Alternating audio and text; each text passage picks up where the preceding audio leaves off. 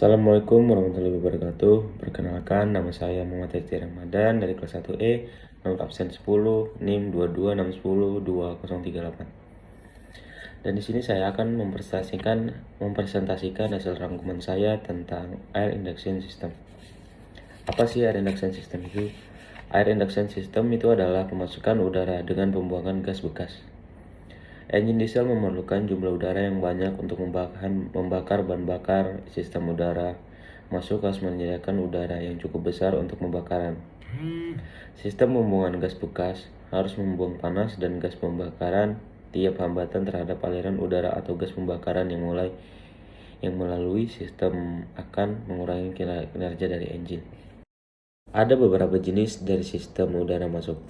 Ada 3, yaitu naturally aspirated yang pertama, dan yang kedua ada turbocharged, dan yang ketiga ada turbocharged aftercooled. Dan kita akan membahas jenis sistem udara yang pertama. Ada natural aspirated.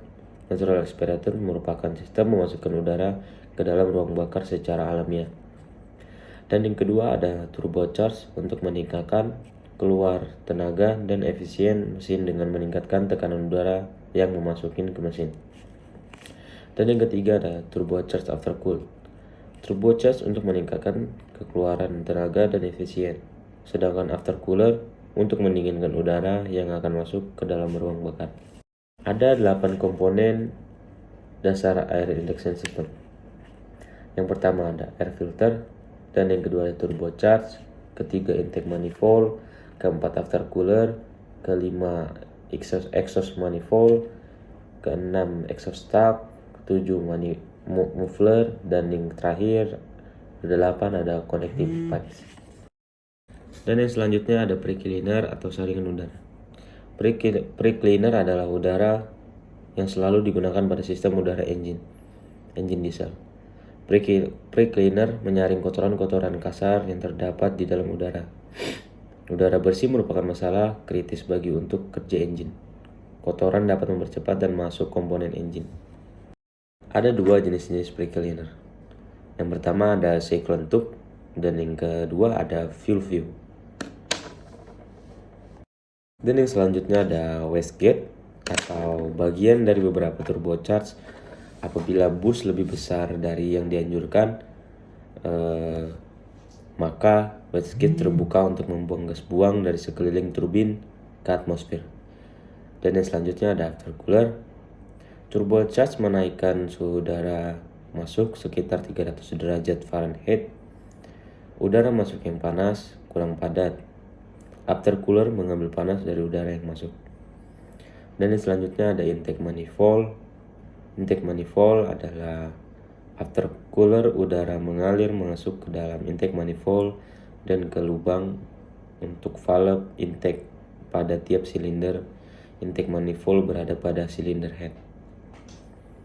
Dan selanjutnya lagi ada exhaust manifold atau udara masuk ke dalam ruang bakar di mana terjadi pembakaran. Gas hasil pembakaran keluar melalui lubang, keluar dan masuk ke dalam exhaust manifold. Exhaust manifold terpasang pada silinder head dan tepat pada lubang keluar untuk gas buang. Dan selanjutnya ada exhaust duct. Exhaust duct adalah gas buang melalui muffler, maka gas buang tadi melewati exhaust duct atau pipa keluar. Duct ada atau pipa. Ini mengakibatkan gas buang agar menjauh dari operator. Gas buang masuk ke atmosfer melalui duct jadi sebagai tumbuhan komponen dasar. Dan yang selanjutnya ada muffler. Muffler adalah gas bekas pembakaran disalurkan melalui muffler dan exhaust duct. Muffler menekan secara ribut dan gas buang sehingga membuat suara engine menjadi lebih halus. Selanjutnya ada service indikator atau sebagai penanda kalau unit itu akan segera diservis atau sudah wajib servis. Service indikator adalah metode yang paling akurat untuk menentukan kapan air cleaner harus diganti atau dibersihkan. Air cleaner harus dibersihkan atau diganti apabila diafragma udara kuning, maka akan merah atau Bristow berwarna merah terlihat. Selanjutnya ada dry element air cleaner atau pembersih udara yang kering. Pembersih udara yang kering atau dry element air cleaner merupakan jenis air cleaner yang umum digunakan pada engine. Cleaner jenis ini dibuat dari lipatan kertas yang digunakan untuk menyaring pada udara yang akan masuk ke engine. Air filter jenis ini memerlukan penyaluran atau pembersihan apabila servis indikatornya telah menunjukkan warna merah. Ada 3 jenis aftercooler, yaitu yang pertama air to air aftercooler atau ATAAC simbolnya. Dan yang kedua ada jacket water aftercooler atau JWAC. Dan yang terakhir ada Sparta Squirt aftercooler atau SCAC. Dan kita akan membahas jenis yang pertama, yaitu air to air aftercooler atau ATAAC.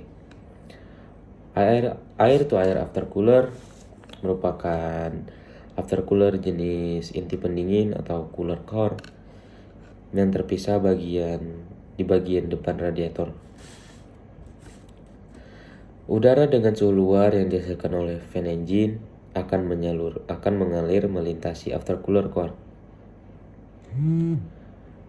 Udara bertekanan dari turbocharge didinginkan oleh air to air aftercooler sebelum memasuki intake manifold. Ini merupakan metode yang sangat efektif untuk mendinginkan udara bertekanan apabila terdapat udara yang dingin pada engine besar yang dapat melewati aftercooler.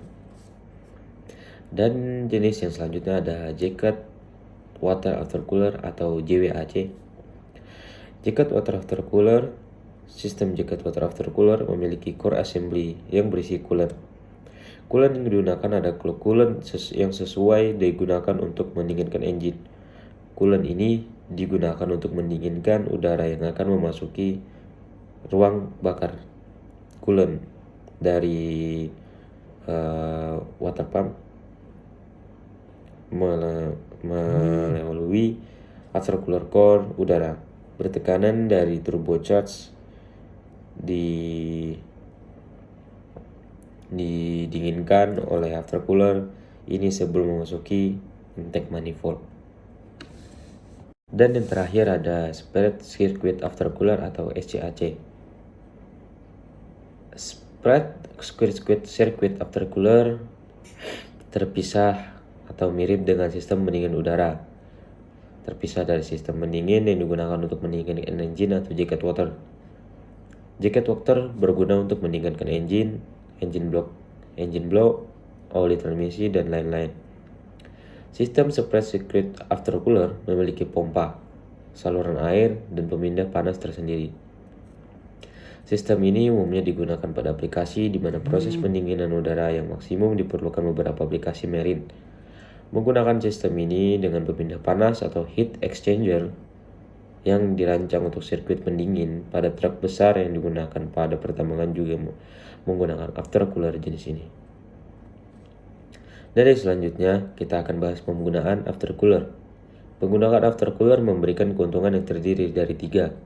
Dan yang pertama ada meningkatkan efisien bahan bakar sebesar 7% pada beberapa rating engine. Dan yang kedua ada meningkatkan kemampuan engine.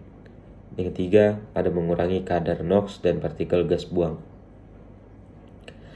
Komponen turbocharge terbagi menjadi 2, yaitu yang pertama turbine wheel dan yang kedua impeller wheel.